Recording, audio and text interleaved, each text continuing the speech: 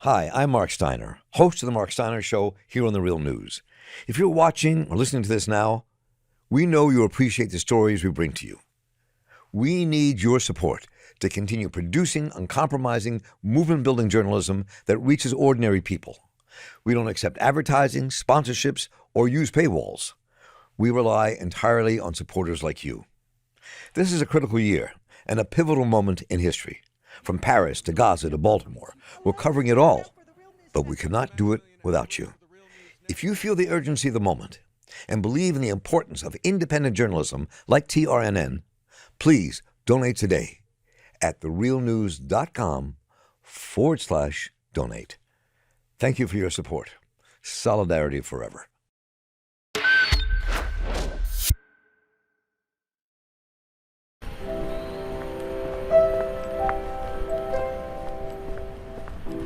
Hi folks, I'm your host Michael Fox.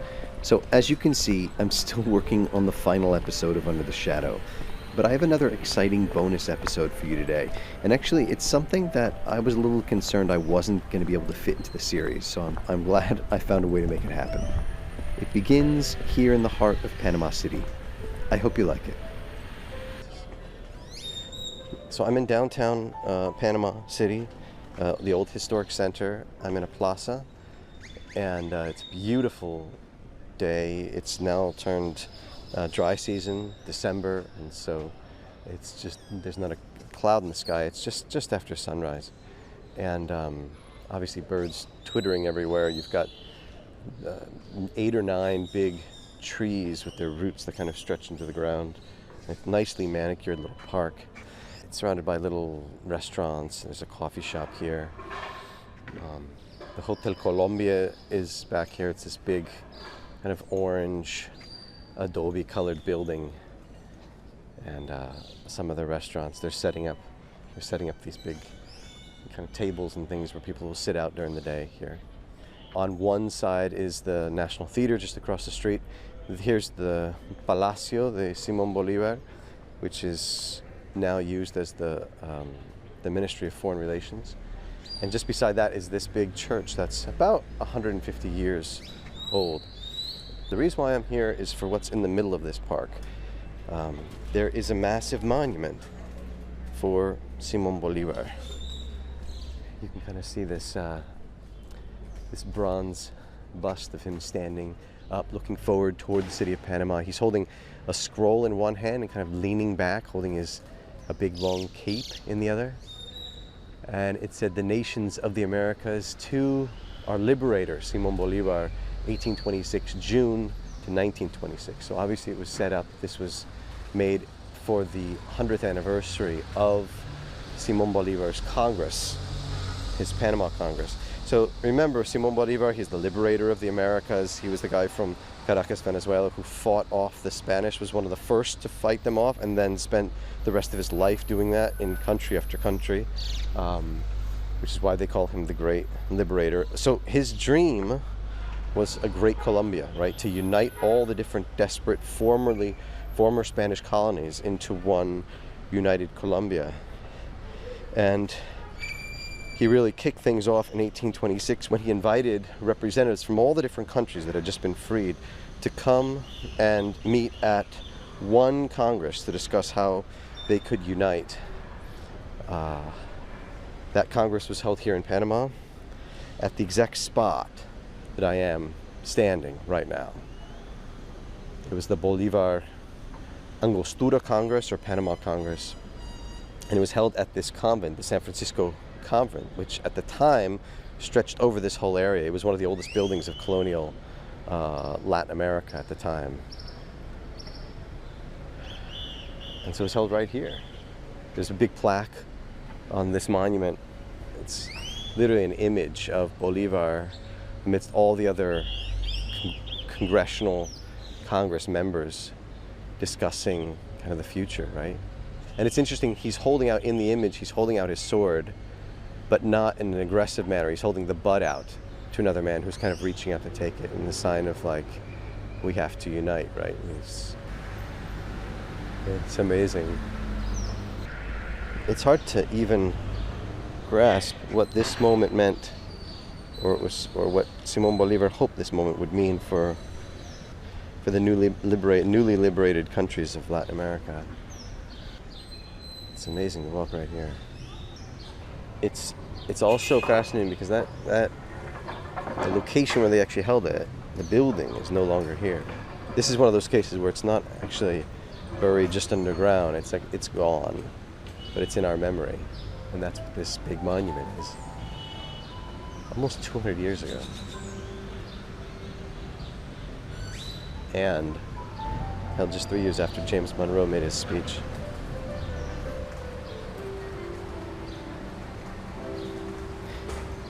Today, I'm going to travel back to that time and then walk up to the present with historian Greg Grandin. Well, my name is Greg Grandin, and I teach history at Yale University. And I'm the author of a number of books, the most recent one being The End of the Myth. Greg is also the former executive editor of the NACLA Report on the Americas, which co-produces this podcast. And he's really prolific. He's the author of numerous books focusing on U.S. intervention in Latin America: The Last Colonial Massacre, Empire's Workshop, The Blood of Guatemala, Kissinger's Shadow, and so many more incredible reads. I'll place links in the show notes. I first interviewed him almost 20 years ago, and I'm so excited to feature his insight on Under the Shadow. I recorded this interview with him late last year when I was just drafting the first few episodes of this podcast series, and before I visited the Bolivar Monument in Panama City. We'll be diving into Simon Bolivar's Panama Congress, but also Monroe and the legacy of U.S. imperialism in the region until today. Here it is. So like I was mentioning, I want to start with kind of the big picture, go all the way back. You know, obviously I'm talking about U.S. intervention. If you could talk about Monroe Doctrine, how it was created, why, and how it laid the foundation for centuries of what we've seen until then, you know, U.S. intervention and whatnot. Yeah. I mean, other countries have statements. We have doctrines. You know, that's the thing. And it wasn't really a doctrine. It's the 200th anniversary just a few days ago of the Monroe Doctrine, meaning President James Monroe in the State of the Union address, which he delivered as a transcript to Congress at the time. He didn't actually give the address. Talked about the United States' relationship with soon-to-be independent countries within the Western Hemisphere. This was a time when 1823 was a moment in which it became clear that Spain had lost the Americas, except for Cuba and Puerto Rico. But Bolivar had won his wars. San Martin in Chile and Peru had won his wars. Argentina, Mexico were all going to be free. And the United States had spent a long time, the United States political elite, you know, people who ran its foreign policy at the time, James Monroe.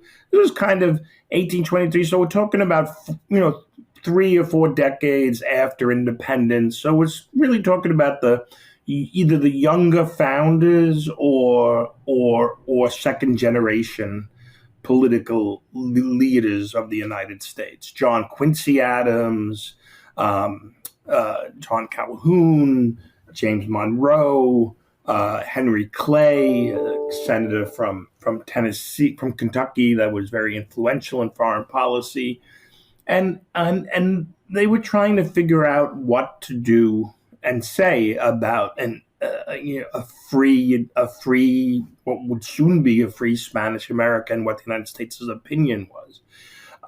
There was a lot of things to consider, and mostly they were looking at that question vis-a-vis Europe.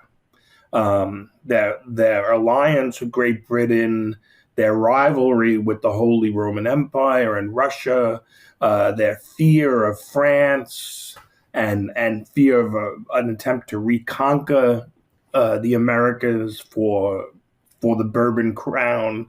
So there was a lot of things at stake. And the United States had kept its card, basically kept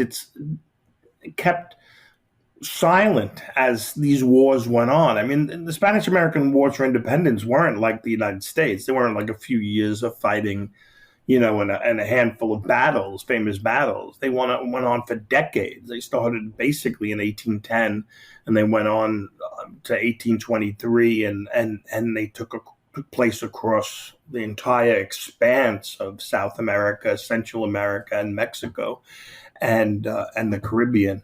And these were bloody, destructive wars, and the United States watched it all, and held its counsel. They didn't know what to do. They, on the one hand, they wanted Spain out of the Americas. On the other hand, they didn't want these new nations to either form a single nation among themselves, and that wasn't very likely, considering the geography, considering the political differences between.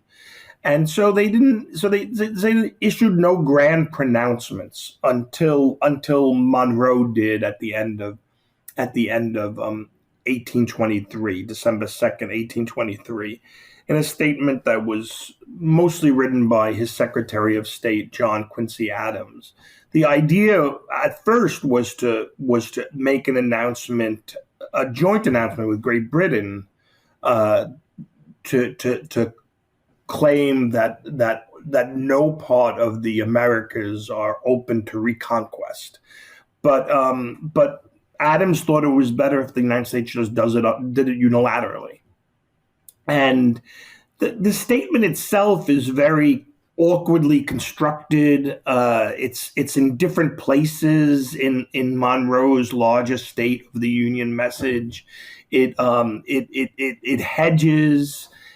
And it's a very ambiguous statement, and in many ways, the power of what becomes known as the Monroe Doctrine lies in that ambiguity. It could reconcile different positions. So, just to break it down in its simplest components, you had people like Henry Clay, who imagined creating what he called an American system that included Latin America, a large manufacturing and agricultural customs union, perhaps, but the United States as the kind of core to the Latin American periphery. It was you might call that an early version of internationalism. John Quincy Adams was, I don't want to say he was an isolationist, but he was much more of a unilateralist. And he has a famous quote: "There is an American system and it's called the United States." Basically we didn't need Latin America. So what the Monroe Doctrine does is it allows for a reconciliation of all of these different positions in its ambiguity. So basically the language of the Monroe Doctrine, as I said, it was scattered throughout this larger, many thousand word speech, and it was very vague on what the intentions were. I mean, basically summed up, it said that, quote unquote, the free and independent nations of the two American continents were off limits for future colonization by any European power. And Monroe let it be known that any effort to, quote unquote, extend Europe's system to any portion of the hemisphere would be viewed as the United States as a threat. That's like the core of what we think of as the Monroe Doctrine. Monroe said that Europe is essentially different from the United States, but he doesn't define what that difference is. He talks about two different systems, and it's implied that the two different systems are republicanism and imperial monarchism, but doesn't quite come out and say that. He just talks about different systems. And the United States would, despite making this very broad claim, continue to recognize Europe's possessions of areas of the New World that weren't being contested, such as British Guyana or Canada, Jamaica, Cuba, and Puerto Rico, where there were no strong independence movements at the time. What's interesting about the Monroe Doctrine is that we think of it now as this doctrine of mandatory power, where the United States is assigning to itself the role to police Latin America, as it had become, right? There's the Theodore Roosevelt's famous corollary where it assumes the United States has the right to impose its will on on reckless or irresponsible nations. But at the time, the Monroe Doctrine was celebrated by Latin Americans, by independence leaders. One, they were happy that the United States seemed to finally come out for Spanish American independence. That was a huge thing. I mean, there was still a couple of big battles left before Spain finally gave up completely. But the more important thing is that they read in the Monroe Doctrine a corollary to their own anti-colonialism. They didn't read it as a doctrine of neocolonialism. They read it as a doctrine as anti-colonialism, that, you know, no part of the Americas is eligible for reconquest. They saw it as a kind of, they saw it as analogous to their own anti-colonialism. So there was a lot of celebratory messages to Monroe from Latin American leaders, thanking him for the doctrine. Not the doctrine, but for the pronouncement. And then it wasn't until later on that we could talk about how it evolves into what it became. But at first, it was celebrated by Spanish America's independence leaders. That's so fascinating, Greg. That's like, we just don't even remember that history. Now, I want to kind of transition into kind of what it evolved to, why. And you mentioned the Roosevelt corollary that I think is really key, which kind of puts it into high gear. I guess the first question is 200-year anniversary. What would you say its legacy is today? Well, I would say the Monroe Doctrine is kind of the gateway legal principle that allows the United States to reconcile idealism and realism, or isolationism and internationalism, right? There's something about the United States where all those concepts are very slippery, right? The Republicans are isolationists, except for Latin America. Latin America is ours, and we have to police it. That's kind of it's a slippery slope towards. Well, once you say that, that's a slippery slope towards a more robust globalism. So it's again, going back to its foundational vagueness and ambiguity. It allows the reconciliation of different political positions. It did it at its founding, and it continued to do so as it went on.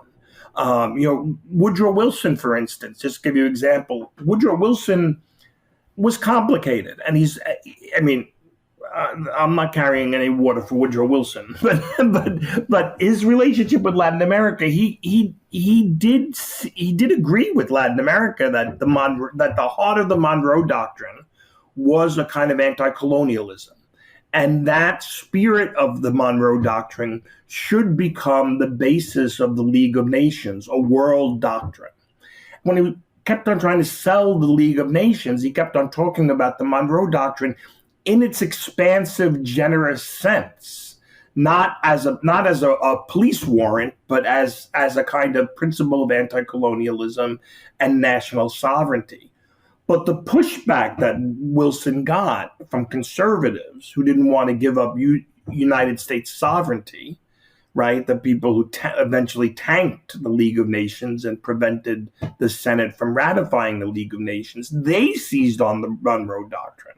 And they wanted to know if the League of Nations was going to override the Monroe Doctrine, not allow the United States to act with mandatory power unilaterally wherever it need be. And Wilson completely caved on that question. He started out talking about the League of Nations. If you want to know what the League of Nations is, look at the Monroe Doctrine, look at Pan-Americanism, look what we've done in the Americas. We've created a continent of free sovereign nations. That's what we want for the world.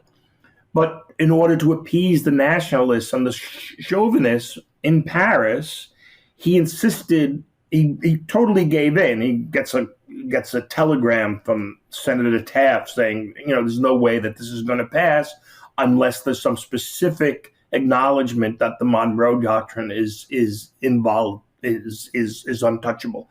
And so Wilson has them insert in the charter of the League of Nations that regional understandings such as especially the Monroe Doctrine will not be affected.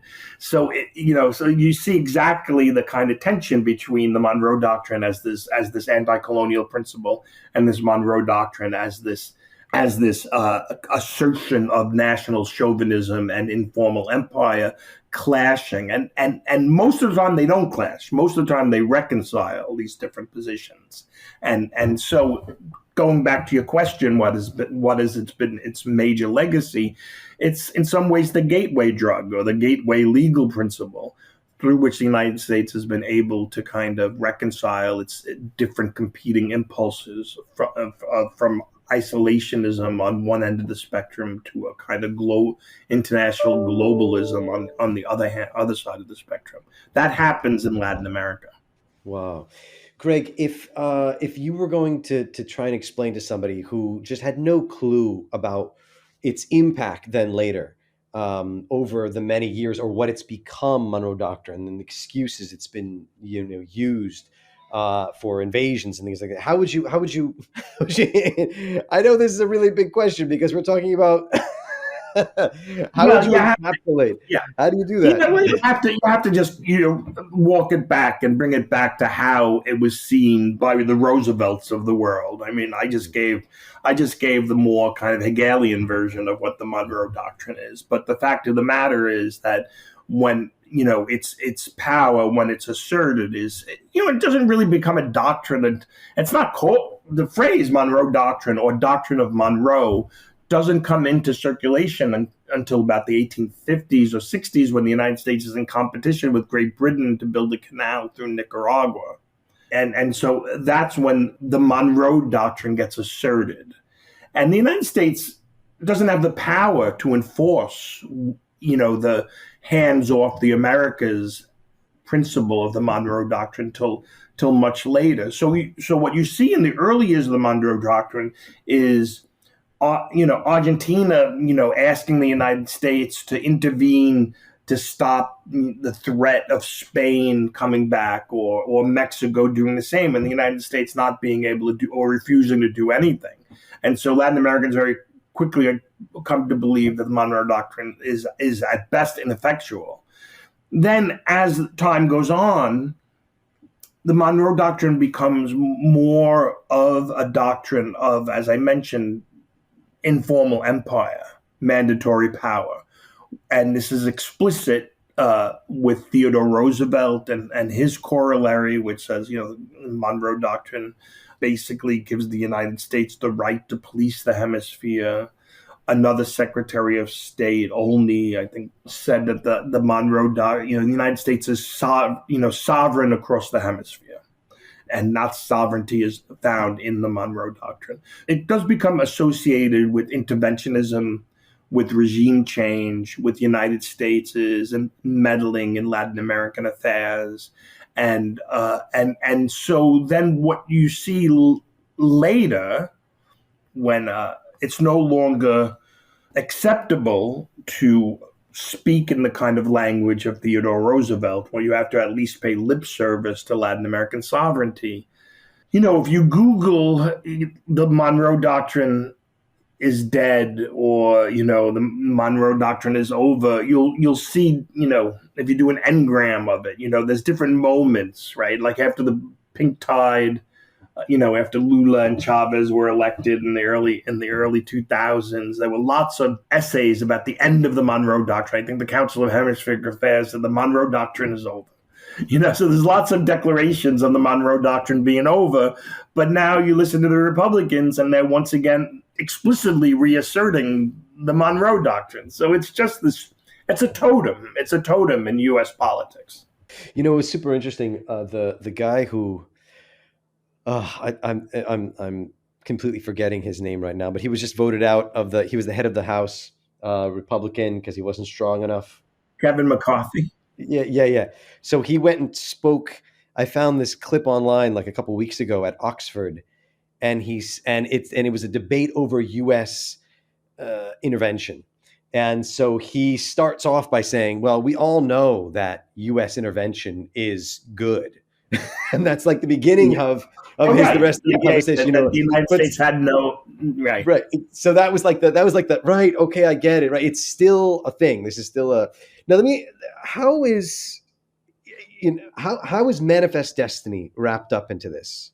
Yeah, Manifest Destiny is a slight. It's related in the sense that it's about United States expansion, and it was a phrase coined by John O'Sullivan, who was one of these expansionists that was around during the time of the annexation of Texas and the Mexican American War, when the United States was pushing hard west, to get to the Pacific, and there was a lot of different vectors of that propulsion west. There was the desire to kind of extend the country to diffuse the slavery conflict, the idea that, there'd be free enslaved states admitted, one after the other. And, but that basically just delayed the ultimate coming of the Civil War. But there was this idea that expansion would somehow resolve the problem. There was the idea of expansion as a safety valve for workers, for the immigrants that were pouring in, that giving, that free land would solve the problem of high rents and low wages in New York and in Boston. There was a clear sense that the West was valuable, that there was land and minerals and that it was basically collateral for United States expansion. The United States could basically hold up, the prospect of taking the West as collateral on loans to capitalize its development. So there was a lot of drivers of Western expansion, and John O'Sullivan was of a generation that was called Young America, that saw Western expansion as keeping the United States young, and in some ways it was a perverse corollary of the revolutions of 1848 in Europe, where the revolutions of 1848 in Europe they were all defeated and they were all put down, but at least they put the social question on the table, and they were the beginnings of labor parties and trade union, and unions. And there was this notion of a European spring, and they were going to overthrow the old monarchs, and there would be a young Europe. And the way that manifested in the United States was perversely not by fighting, not through class struggle against the oligarchs and the aristocrats upward, but fighting against Indians westward. So John O'Sullivan was an ardent expansionist. He was a proponent of the war, of going to war in Mexico, to take Mexico to get to the Pacific. And he came up with the expression manifest destiny. That's the United States' manifest destiny to occupy the continent fully. And it's a very subjectivist, romantic, Hegelian sentiment, right? That that there's potential manifest within the thing itself, that that will being and becoming, that what the United States is not yet, and it will be, when it fills out the continent, and that's the expression manifest destiny. And, even young Walt Whitman, who later on kind of repents from his imperialism. I mean, he was gung-ho about the Mexican-American War. He thought the United States should take all of Mexico. So there was also debates within the United States about how much of Mexico the United States should take. And race factors into that. There was an all-Mexico movement after the United States defeated Mexico in 1848. But also there was concern that maybe, particularly among Southern slavers, that maybe the United States should only take the sparsely populated northern parts of Mexico, rather than those parts down south with all of those troublesome Native Americans. So it's interesting the way those debates intersect between imperialism and racism. Yeah, absolutely. Greg, I want to walk back to kind of the Monroe Doctrine moment, 1820s, right? Was there a time, and it's interesting, so one of the things I want to do in Panama City is go to the place where Bolivar held the Panama Congress, right? Because that was kind of like this moment where there's the United States, but there's also this possibility of the Gran Colombia maybe uniting all of the rest of Latin America. Could we look at that moment as a time where things could have gone differently had the Latin American countries been able to unite in a different way? Talk a little bit about kind of that moment there. Yeah, so I mean, Bolivar, the wars of Spanish independence end around 1823, 1824, and Bolivar had earlier in his letter from Jamaica talked about thinking about America as a large confederation. He by the 1820s, it was clear that it wouldn't be a single nation. There was too much division and competition among the different political classes of each, Peru and Chile and Mexico, but he still hoped that there could be a confederation.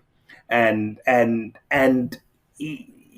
thing about, we talk about American exceptionalism, and we tend to think of American exceptionalism as unique to the United States. But the independence leaders of Spanish America saw the New World as an exceptional place, as a place where humanity would be renovated, would be redeemed, in which the old superstitious monarchies would be overthrown, where a new kind of republicanism would allow for the fullest expression of human freedom.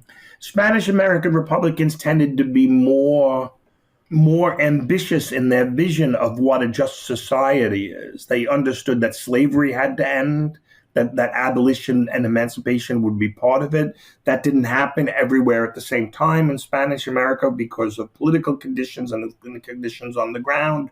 But there was a sense among independence leaders that it was non-negotiable. Independence from Spain meant emancipation from slavery. And, whereas that wasn't necessarily the case in the United States. So one of the topics on the agenda in 1826 was to talk about New World abolition. Another topic on the agenda was the internationalization of the Monroe Doctrine. How do we turn the Monroe Doctrine into international law? And by that, they meant anti-colonialism. Latin Americans came up with a different theory of sovereignty. To just go back to that original speech or the statement or the State of the Union address that Monroe forwarded to Congress, there's another part of that speech that actually spends a good deal of time talking about westward expansion and how vital and vibrant and the United States was, that it was moving westward. This was 1823, that the Indian tribes were receding, as the white man advances. This was basically the theory of U.S. sovereignty. So Latin Americans could read one paragraph of that statement and think that the United States is talking about and is affirming is renouncing a doctrine of conquest and anti-colonialism. But if they read the whole thing, they would see that its theory of sovereignty was actually an affirmation of the doctrine of conquest, moving west and taking Indian land. Latin Americans, on the other hand, didn't have that option, right? Latin Americans didn't have the option of endless expansion as a theory of Republican sovereignty because they had to deal with each other. This is the thing about the difference between the United States came into the world a single child. It didn't. It had decrepit European empires with barely a hold on their territory to the west, and time out of mind indigenous communities that they knew would just recede away with time as civilization progressed. But Spanish America came into being as like an already conceived community of nations. So and the thing is that they both legitimated and threatened the other. They legitimated themselves because they, their independence confirmed that the overthrow of Spanish Catholic royalism was legitimate. But they threatened because under the old doctrine of conquest and was understood as international law, war was legitimate and conquest was legitimate. What would stop Argentina from saying our destiny lies in climbing the Andes and taking Chile and making it to the Pacific. Why didn't Argentina want to get to the Pacific, just like the United States wanted to get to the Pacific? Well, it couldn't because these nations they had to figure out how to live with each other. And the way they did that was a doctrine of sovereignty that affirmed the involatility of borders. It's the Roman law doctrine, as you possess, ute posseditus. But they basically said, look, Spain, we have to take Spanish borders as they existed in 1810, and these are the borders that we have. And we can't fight. And now the fact of the matter is there were conflicts and there were territorial skirmishes over where the borders lay, especially if resources were involved. And we see the same thing now with Venezuela and Guyana. But they affirmed the principle that borders were untouchable and nations were sovereign within those borders. That's a very different definition of sovereignty than the United States had. So when Bolivar said that the agenda, that one of the items on the agenda was to affirm the Monroe Doctrine as international law, that's what he meant. He meant affirm a revocation of the doctrine of conquest and an affirmation of anti-colonialism and anti-conquest and anti-interventionism. Now, what happens is that the United States, when John Quincy Adams, who's the president at the time, and he's the kind of last president before the Jacksonians take over, right? And there's this shift in the valence of U.S. power away from the founders of the Tidewater Virginia gentry and the Boston Brahmins, away from them towards the West and the South, toward the settlers and the slavers, with Andrew Jackson's 1828 election. But when Adams just suggests sending 2 observers to this Congress, he sets off a 4-month debate within the U.S. House of Representatives that basically involved all of the main players of what would become the Jacksonian coalition. Just merely being invited to an international conference in which they would discuss the abolition of slavery, the recognition of Haiti, and the internationalization of the Monroe Doctrine, threw them into a tizzy, and it basically helped coalesce what became the Jacksonian coalition. So, and then Adams eventually gets an authorization to send 2 observers. One of them dies along the way. The other one arrives after the conference is over. I mean, the conference was a bust. It's the most important conference that never happened, kind of thing. Oh, gosh. Greg, I want to fast forward a little bit to in the direction of more recent history.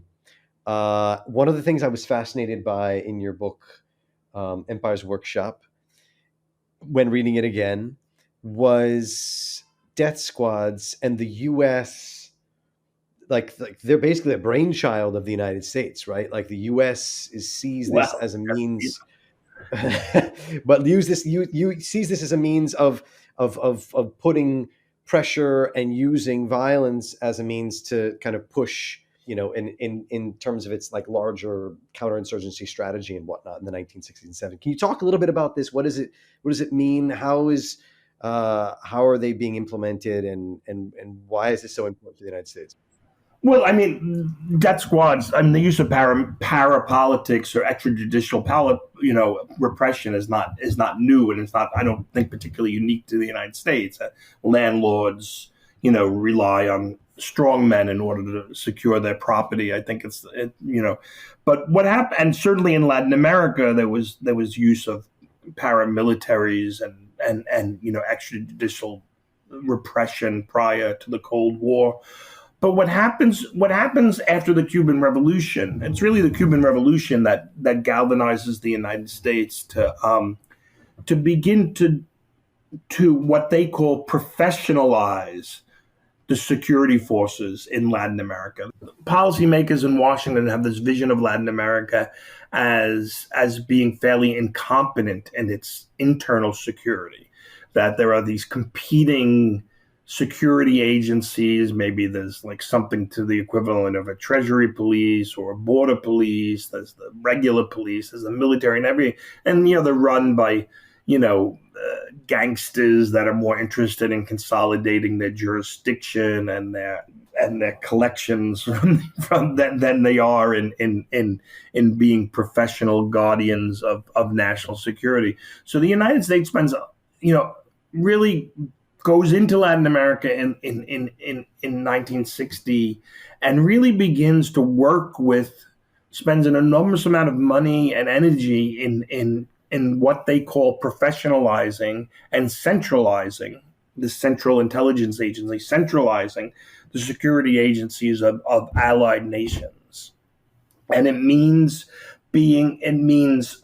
replacing kind of more thuggish figures with people that are more committed to fighting communism, that have close ties to the United States through these security programs and training programs. And what it means is what it means on the ground is getting these units capable of capturing individuals, extracting information through torture, and then acting on that information to act on a wider radius, and then to do it again and again and again. And also included in this is the storage of information. What do you do with the information? How do you analyze it? How do you collate it? So basically, it's about creating little central intelligence agencies in all of these Latin American nations that are effective, that are rapid response. So evidence seems to suggest that Venezuela and Guatemala were the two countries in which the United States were very much involved in creating these agencies that were able to carry out collective disappearances, collective kidnappings, apprehensions, and then interrogating the prisoners, and then acting again, to create to capture even more. So, for instance, the classic one that I talk about in Guatemala is in 1966. John Lungan, he starts off as a Oklahoma sheriff, then he works for the Border Patrol, then he's involved in Operation Wetback in 1954. Then he at some point joins the CIA through its public safety program, which is the name of the basically a front group to the CIA that are training Latin American police and security forces. And so he goes to Latin America right before this key election in 1966, in which a reformer is running, promising to be the third government of the revolution, meaning the United States overthrew Arbenz in 1954.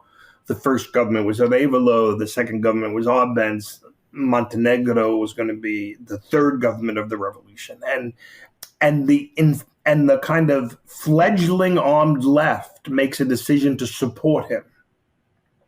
And a lot of these people in what is the armed left in Guatemala in 1966 are really old Arbencistas. There's new supporters of Jacobo Arbenz that kind of had to go underground, and they're trying to figure out whether they can recreate the political coalitions that led to the election of Arbenz in this new kind of heightened period of repression, or do they need to adopt more militant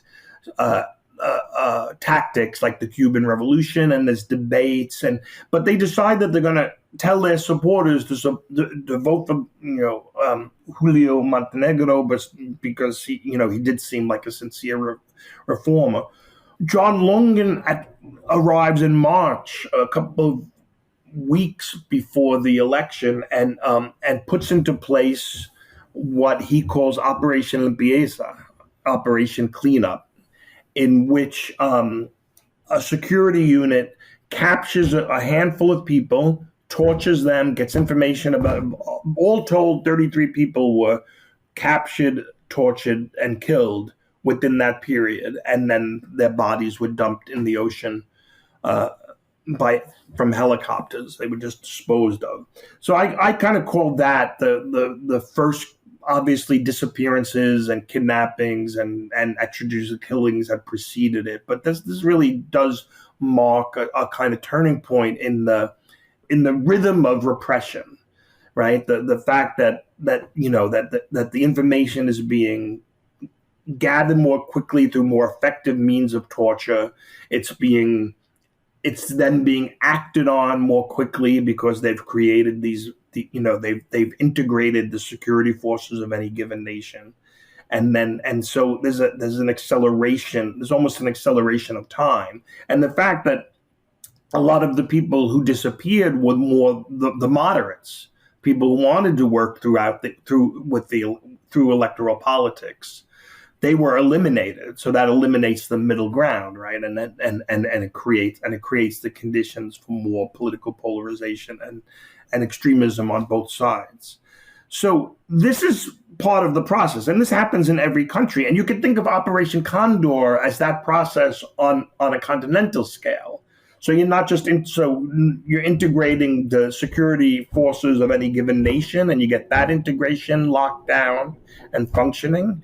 And then what you do is you begin to integrate the security agencies of nations into a larger transnational consortium. That's what Operation Condor is, that on a larger scale.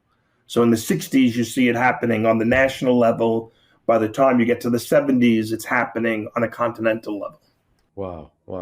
Greg, so there's this question that's been lingering in the back of my head. Would love your thoughts on this. Was this all ever about, spreading democracy and freedom? And, because that's like what's ingrained in everybody's, like, if you do a poll, probably half the United States would still say, yay, we're benevolent and it's good. And we're like, almost like we're like Santa Claus bringing freedom and democracy around the world. Like, so was it ever about that, or is that just the discourse? And how did that discourse, when did that discourse get synced up with the foreign policy and whatever else? Like, I know, like in Reagan time, he started to do more of that, right? Of like talk about, human rights and stuff, even and pick up more things from the left and progressive sectors to try and win, the media campaign. Anyway, I'll leave it with you. For a long time, it was the Democratic Party that was the party of idealism, in the sense of justifying interventionism abroad through these high ideals. JFK and the Alliance for Progress was the high point of that. The Alliance for Progress was going to complete the revolution of the Americas, and bring development. And it's also a moment of Keynesian economics, where the welfare state is seen as the endpoint of history. And of course, there were structural reasons why the global political economy produces immiseration in these countries that isn't going to be overcome through the kind of reforms the Alliance for Progress were proposing. But they still had that rhetoric that the idea was to bring development and raise the standard of living and that's how you prevent revolution. The Republicans tended to always be the party of to shy away from that kind of high-flying rhetoric and really talk about, order and if we had to intervene, we're basically doing it, for national security reasons. That does switch with Reagan. That is what is consequential about Central America in the 1980s, is that Reagan, remoralizes U.S. power, and he remoralizes capitalism, right? And the free market becomes a site of freedom and a site of creativity, and Reagan is central to this, right? And support for the Contras and support for death squad states in Guatemala and El Salvador.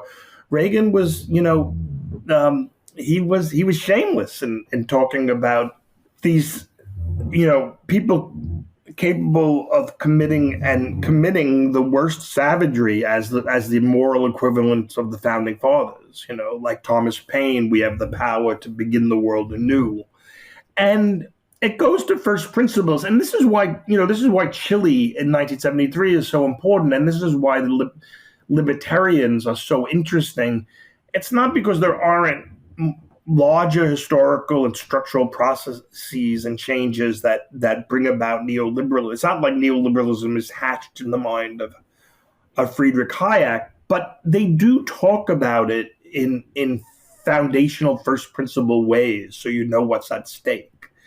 So when they talked about overthrowing Allende, they were open about the need for repression, that you have to force people into freedom, that you have to force people into democracy, that Allende was the terminus of a 70-year period of a false conception of democracy, social democracy, social welfare.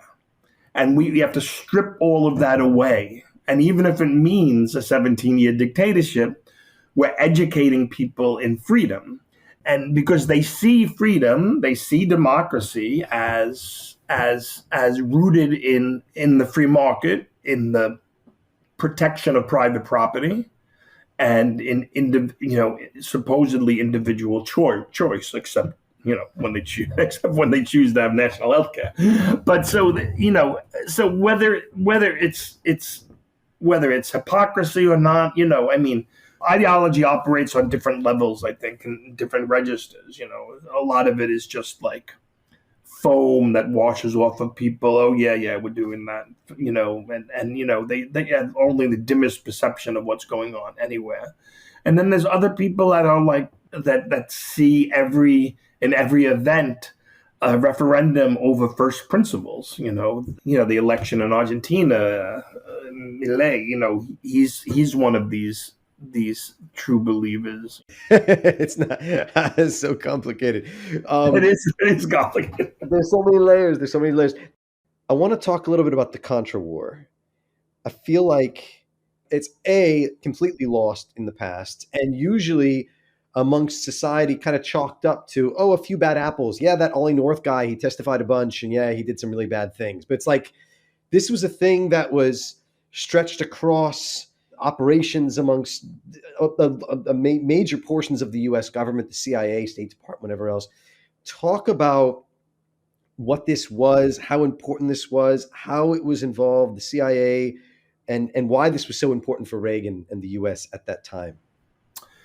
Well, I think that Central America in general, and the bigger point is, I use this in the book Empire's Workshop. Jeane Kirkpatrick, who's Reagan's ambassador to the United Nations, a position that Reagan elevated to a secretary level position, she called Central America the most important place in the world for the United States.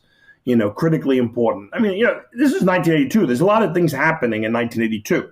There's things, there's Israel's war in Lebanon. There's the aftermath of genocide in Cambodia. There's nuclear arms treaties. There's a lot of things going on, and to call Central America the most important place in the world for the United States is an interesting quote. And the way I think about it is it was the most important place in the world because it was the least important place in the world. It was a place that had no significant patrons that the United States had to worry about. It had no nuclear arms. It had no major resources other than coffee and sugar.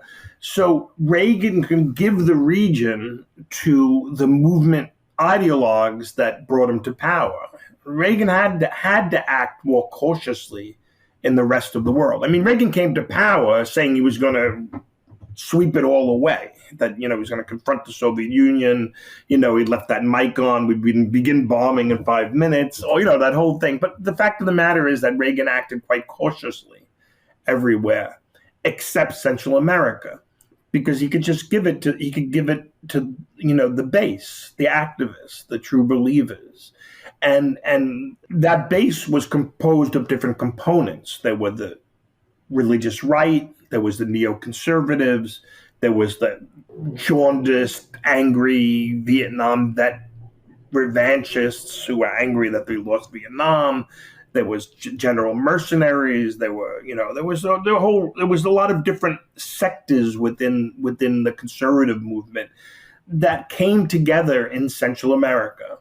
I mean, Central America, when Reagan came to power, was in a boil. The Sandinistas had just won, defeated the Somoza regime, and the Contra War hadn't yet gotten started. It looked like insurgencies might very well do the same in El Salvador and in Guatemala. And of course, this was all going on as the United States just lost Iran in 1979. So the United States couldn't do anything in Iran, but they could do something in Nicaragua. And those two things uncannily came together when when Reagan sold high-tech weapons. And the larger context of this is that you have a Democratic-controlled Congress that doesn't want to restart the Cold War necessarily.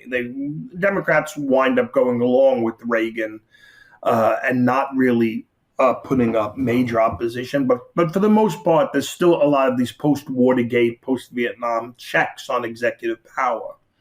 So, I mean, we know the story that agents of the United States, Oliver North, William Poindexter, and people like that, begin a very complicated fundraising regime, which included selling high-tech weapons to Iran, to the Ayatollahs and mullahs in Iran, and using the money to fund the Contras. They also began at the same time fundraising other ways. So this was all new emerging presidential coalitions work out their international alliances. And it was through Central America that the new right made its ties with conservative Gulf countries.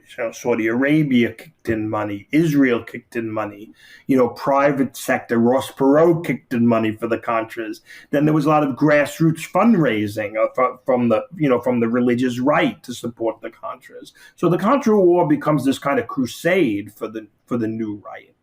And the fact that the Sandinistas were as much Christian as they were Marxist, right? The rise of liberation theology, at the same time as the rise of evangelical Christianity, puts these two very different versions of Christianity on a collision course, and the crash site is Nicaragua.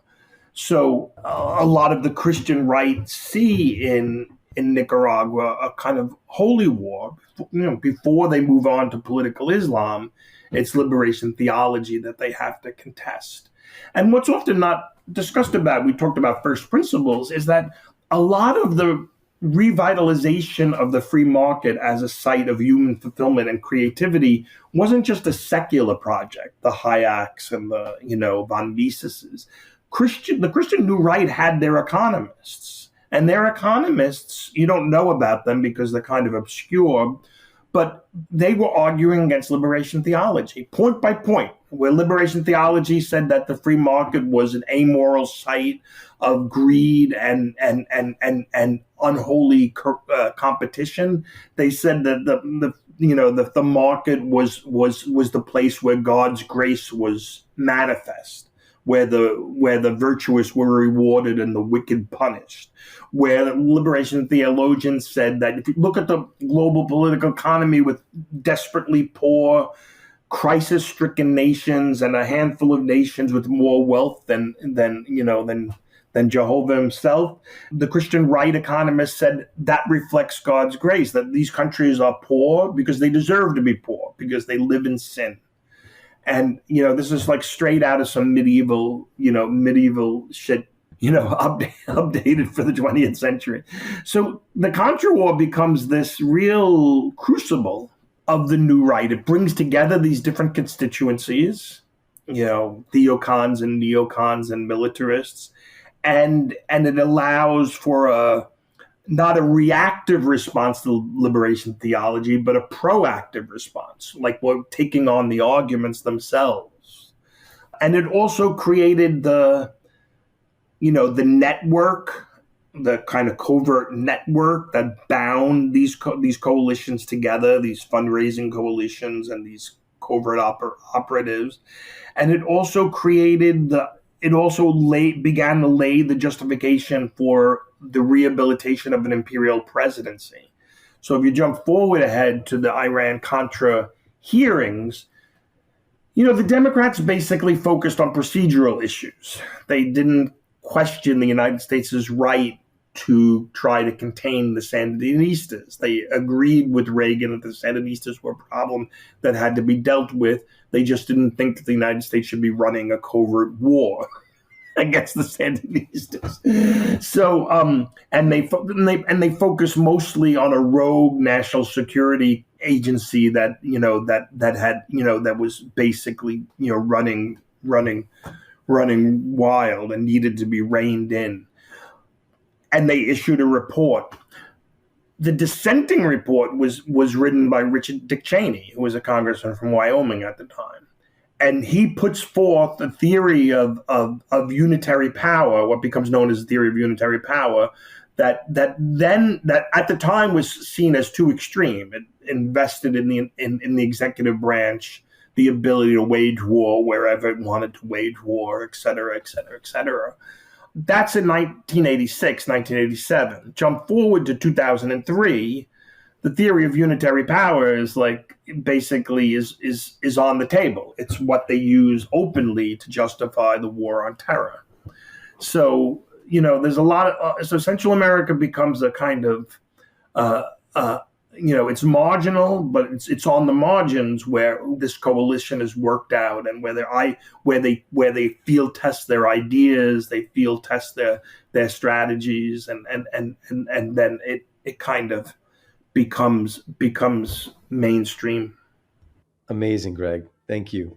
Okay, to close us out here, why is this history of U.S. involvement, particularly in Central America, because that's my focus on the podcast, but in Latin America in general, why is this important today? Why is this important for a U.S. audience today?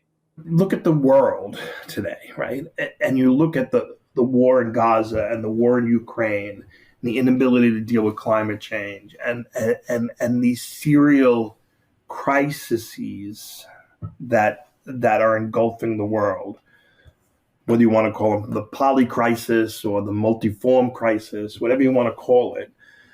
What's striking is that the lack of imagination of our political class to imagine a way forward. I mean, even before the war in Gaza broke out, what was the vision of what was supposed to be in place once the Ukraine war ended, if Russia was defeated? I mean, nothing but a kind of old school balance of power, with the United States locked into competition with China.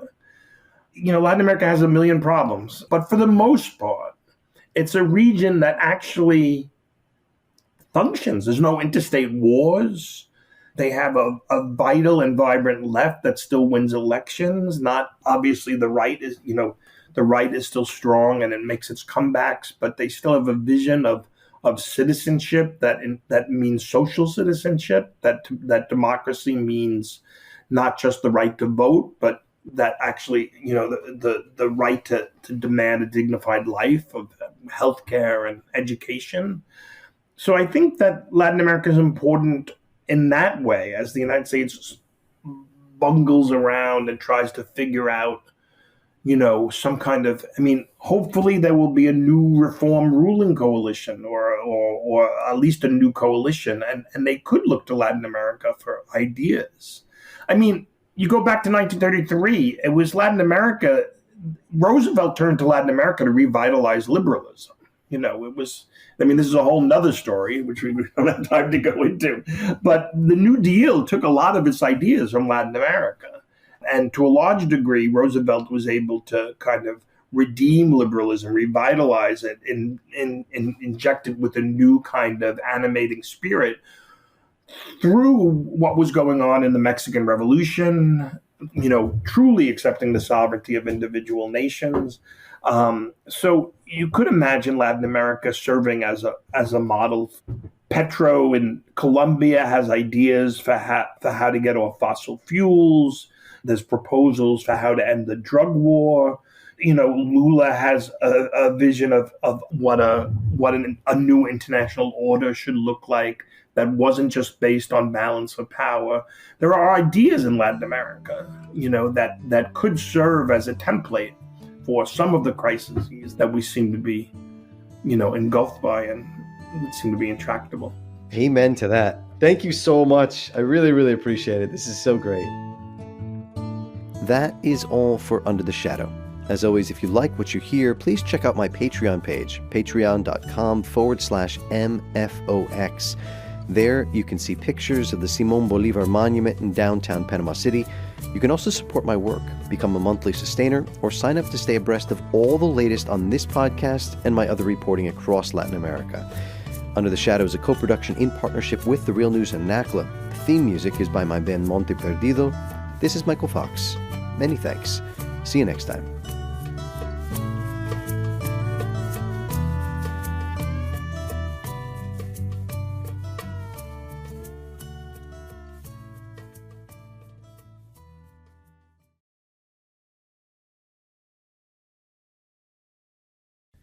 Thank you so much for watching The Real News Network, where we lift up the voices, stories, and struggles that you care about most. And we need your help to keep doing this work, so please tap your screen now, subscribe, and donate to The Real News Network. Solidarity forever.